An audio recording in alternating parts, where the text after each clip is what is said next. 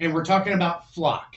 What are the implications for these types of surveillance systems for our civil liberties and our civil rights? And we're seeing this used by bad actors to tap into local networks to find people wanted for like immigration purposes. In Texas, they've gone as far as tracking people who have received abortions across state lines. Most flock contracts, too, allow for large language model learning off of our data. So they're training AI with our location habits.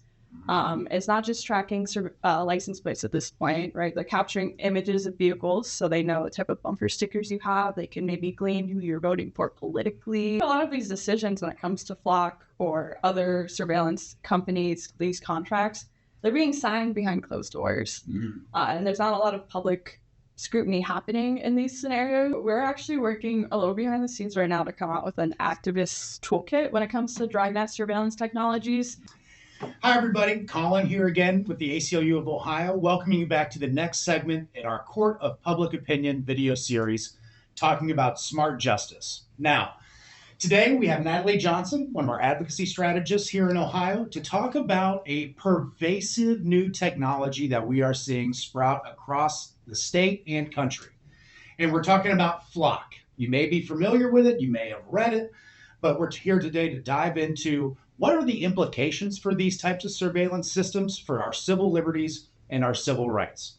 So, Natalie, welcome. Let me just start by asking you, we're seeing a lot of chatter online about flock and how it's being used in a lot of different areas.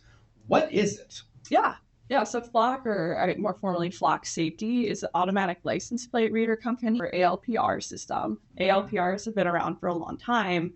What's relatively new and what flock is like really known for is their database. So they're storing all of the data that their license plate scanners are getting from every corner of the country into a centralized system. And that is where all the red flags and the scary stuff happens. So what is an automatic license plate reader like flock? What does it capture? Like it's just constantly recording? What's it looking for? What's its purpose? So more traditionally, they're used by police departments to scan license plates. Those can be ran indiscriminately, right. If you're driving past the scanner, it's scanning your license plate, running against something they call like a hot list, or they're checking for Amber Alerts. What flock does, however, is it stores that data. So even if you're not wanted for an Amber Alert, your license plate information is still being captured and then stored. So over time, you're building a long list of pretty much anyone who finds themselves in flock's radar location habits. So when we talk about some of the red flags that we see with flock, and again, license plate readers like this, first of all, that's kind of a misconception I think we're hearing, is that people think flock is the technology, when flock is just like the company. It's like, we have all kinds of different kinds of like pop. Coke is the most famous, but Coke is not pop. It's just a type of it. So I think that's one thing we've heard is that, communities are coming to the realization that there's more out there than just flock. But going back to some of the red flags we see, how they hold their data, who has access to it, individuals and state agencies. Can you talk about what, in your digging into flock, like have you seen or heard about who all has access to this just coming and going data of millions of Americans on a daily basis? Yeah, so I guess like a more traditional ALPR system, it would be your city police or your county sheriff who's employing it. They're keeping that data on their own retention schedule. And it's staying within that system. Flock or those other companies that you're referring to, they open that system up. So now your city police chief has a contract and they're keeping that data in their own system, but then that system is being shared with another police chief in another part of the state or in another state and across the country. And so you don't have to be in the same state. You don't have to be in the same state. And we're seeing this used by bad actors to tap into local networks to find people wanted for like immigration purposes. In Texas, they've gone as far as tracking people who have received abortions across state lines. So it opens the door for a lot of bad actors to get in and find, again, personal people's location habits. Wow. So, I think people may think the ACLU of Ohio, when they hear that name, they think that we're kind of in our major metro areas, Cleveland, Columbus, Cincinnati. You're actually in Southeast Ohio, which for those of you that don't know, that's like one of the most rural parts of the state, Appalachian coal country, if you will.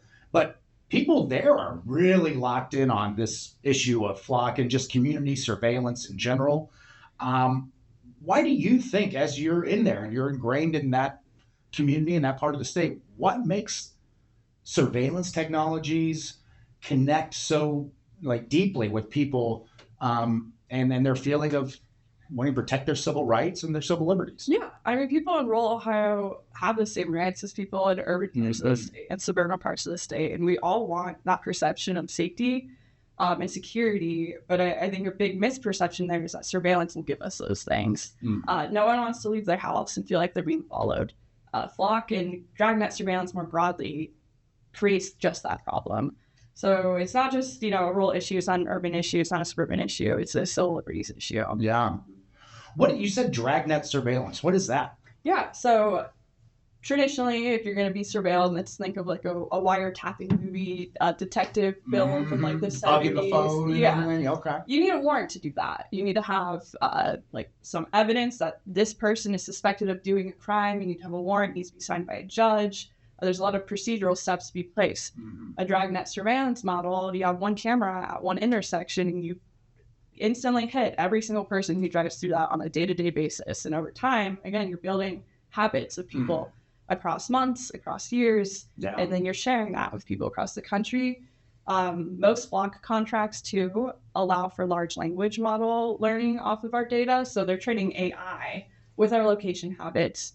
It's not just tracking license plates at this point, right? They're capturing images of vehicles so they know what type of bumper stickers you have. They can maybe glean who you're voting for politically with that. So that Dragnet opens the door to a lot more than just like a traditional, I have a warrant. Yeah. What you would think typically, in the mind, I think of any person who understands our Fourth Amendment, like no illegal searches and seizures. You got to have a warrant when you get, when law enforcement is trying to surveil you or track you or follow you. For these Dragnet operations, that's not the case at all. They just kind of capture the comings and goings of everyday people, everyday business. Mm-hmm. And when you think, that sounds pretty scary when it's just one camera. Now let's imagine a city that has hundreds of cameras mapped strategically across, their area. You're starting to see the brushstrokes of a very dangerous painting for people. And just having this big brother state kind of follow you and know exactly where you were at all times. Yeah. So what are the people in Southeast Ohio doing about it? Like, what kind of ways and avenues can communities put, have leverage in these situations to ask their local, policymakers, local law enforcement, are you using this technology? What kind of accountability is there? Transparency? What are some communities doing? Yeah, well, the good news is that these contracts are being signed by elected officials. Mm-hmm. So they're, open to accountability. They're open to transparency. We've been submitting a lot of public records requests across the state and in local communities to have a better understanding of what these types of contracts look like, who's signing them, what types of terms, how long these contracts are. So I would encourage people to do the same in your community. And then when your contract is up for renewal, that's when you start approaching your police chief and your city council or your county sheriff and telling them hey, we don't want to see this. We don't want our tax dollars to go to these types of purposes. Yeah. So how much are these, just kind of a ballpark number, how much money of our taxpayer dollars are going to surveilling ourselves? It's going to depend county by county, depending on size. Yeah. But I think a standard camera is about $1,300. So not super expensive in the grand scheme of things. But again, if the city has 50 cameras, that's a lot of money that could be going towards things that actually help public safety. Yeah. And again, surveillance and policing don't equal public safety. I think that's a really important point of all this money that goes into all this type of equipment. The public is sold as these are tools that can fight crime and prevent crime. But the data suggests all of these technologies are used to investigate. Nothing's preventative. Nothing like keeps crime from happening. It's just a way for law enforcement to respond in a different way. Why aren't there more conversations about taking those dollars and putting them on the front end? Like, in part of our smart justice framework, we talk a lot about investments in, services that people need on the front end to make sure they don't even get involved by the criminal legal system. Yeah, well, I think a lot of these decisions when it comes to Flock or other surveillance companies, these contracts, they're being signed behind closed doors. And there's not a lot of public scrutiny happening in these scenarios. And so the more conversations people have, the more public records requests they're putting into their local police departments or their county sheriff's offices, the more conversations they're bringing to their city council, we'll be able to communicate with our democratically elected public officials that that's not how we want our money to be spent. No. And again, if we bring this to our city council, we bring that to our police chiefs and they ignore us, we have the power to vote them out. But that conversation just needs to be happening a lot more publicly. Wow.